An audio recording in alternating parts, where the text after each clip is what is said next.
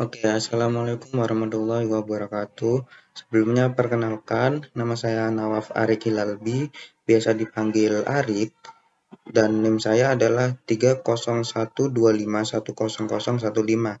Di sini saya dari Prodi Informatika ingin melakukan sebuah presentasi untuk ujian tengah semester dari mata kuliah metode numerik. Nah, di mata kuliah metode numerik ini, saya akan mempresentasikan hasil analisis saya dari perhitungan manual hingga perhitungan menggunakan kode Python menggunakan metode Newton-Raphson, kemudian metode secant, dan faktorisasi akar ganda. Oke, kita langsung saja ke slide selanjutnya. Nah, jadi sebelum kita masuk ke metode-metode ini, di sini saya sebelumnya ingin menjelaskan dulu tentang teori Newton-Raphson. Nah, Newton-Raphson sendiri salah satu metode terbuka yang memanfaatkan turunan pertama fungsi pada titik tebakan untuk menemukan pendekatan akar dengan cepat. Nah, biasanya Newton-Raphson itu ditulis rumusnya dengan xn-1 sama dengan xn dikurangi fungsinya. Nah, fungsinya fxn per f aksen kemudian xn. Jadi ini tuh fungsinya bawahnya itu turunan dari fungsi yang udah dibuat tadi. Nah, kelebihan dari metode Newton-Raphson ini itu memiliki konvergensi yang cepat ya. Dia termasuk metode dengan kecepatan konvergensi yang kuadratrik. Kemudian metode Newton-Raphson ini membutuhkan turunan analitis untuk melakukan sebuah input, dan kelemahannya di sini algoritma Newton-Raphson sendiri memiliki sebuah kelemahan, yaitu sensitif terhadap tebakan awal.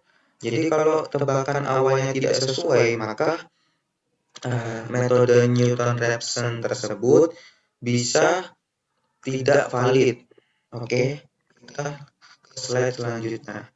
Nah, di sini saya memiliki fungsi trigonometri untuk diselesaikan menggunakan metode Newton-Raphson. Nah, fungsi saya sendiri seperti yang ada di PPT tersebut, ada fx sama dengan 3 sin 2x plus 1. Nah, kita menggunakan tebakan awal dengan tebakannya itu x sama dengan 0. Kemudian metode NR menunjukkan stabilitas yang sangat tinggi pada fungsi bergelombang. Nah, setelah kita menggunakan tebakan awal yaitu x sama dengan 0, nah kita akan menggunakan iterasi. Nah, iterasi yang pertama itu memiliki output min 0,16667. Dan iterasi kedua memiliki output min 0,16991. Nah, konvergennya yaitu akar sejati di angka min 0,16992. Nah, untuk prosesnya sendiri itu lumayan panjang, jadi setiap iterasi itu ada rumusnya. Itu sudah saya terapkan di laporan yang berbentuk PDF. Jadi saya cuman menampilkan hasil atau output-output yang sudah saya lakukan atau yang sudah saya kerjakan sebelumnya. untuk langkah spesifiknya atau rinciannya itu semua ada di laporan yang sudah saya buat. Kemudian kita masuk di metode second. Nah, metode second di sini saya akan menjelaskan 3 poin dari metode second. Nah, 3 poin ini ada apa aja sih? 3 poin ini, metode second itu dikenal tanpa turunan, kemudian poin yang kedua inputnya ganda, dan poin yang ketiga metode second ini metode yang cukup efisien. Nah, maksud dari metode second tanpa turunan itu apa sih?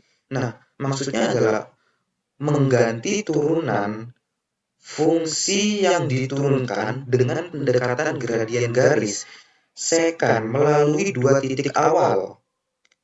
Kemudian, maksud dari input ganda sendiri adalah membutuhkan 2 tebakan awal, contohnya X0 dan X1 untuk memulai proses iterasi.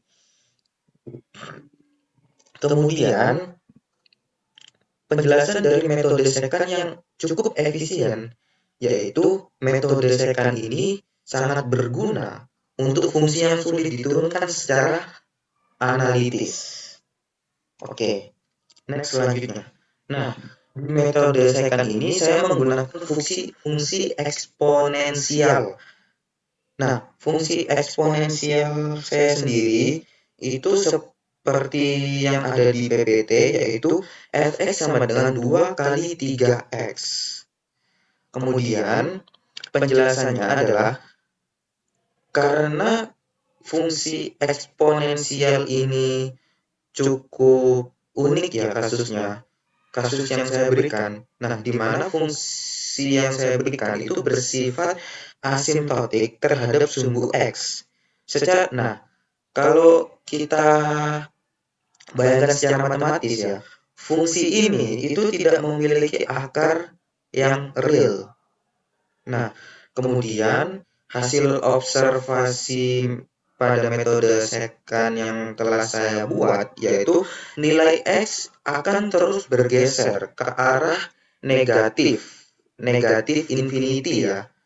Tujuannya adalah demi memperkecil fungsi fx mendekati 0 dan menunjukkan perilaku asimptotik kurva. Contohnya seperti pada gambar yang ada di samping kanan saya ini. Kemudian kita next slide ya. Di sini ada faktorisasi akar ganda. Nah, apa sih sebenarnya faktorisasi akar ganda itu? Secara singkat, ini adalah termasuk metode Schroeder. Nah, metode Schroeder sendiri adalah metode yang digunakan untuk menangani akar ganda yang memperlambat konvergensi metode standar. Rumusnya adalah Ux sama dengan Fx per turunan F aksen X. Nah, dengan mereduksi fungsi asli menjadi Ux, kita memastikan laju konvergensi tetap kuadratik atau cepat pada sebuah metode akar ganda faktorisasi tersebut. Nah, di sini saya membuat sebuah tabel. Nah, tabel ini adalah sebuah tabel perbandingan hasil atau output manual yang sudah saya kerjakan sebelumnya. Jadi saya ringkas jadi tabel. Nah, untuk metode yang pertama yaitu metode Newton-Raphson. Di sini saya menggunakan fungsi trigonometri dengan iterasi pertama adalah 0,16667 dan iterasi kedua 0 minus 0,16991. Kemudian hasil dari iterasi kelima adalah minus 0,16992 atau bisa disebut konvergen.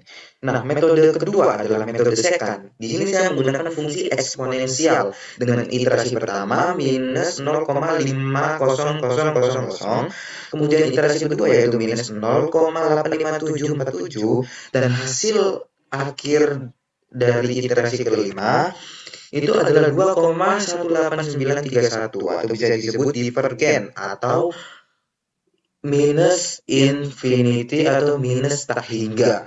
Kemudian di metode ketiga saya menggunakan metode faktorisasi akar ganda dengan fungsi polinomial.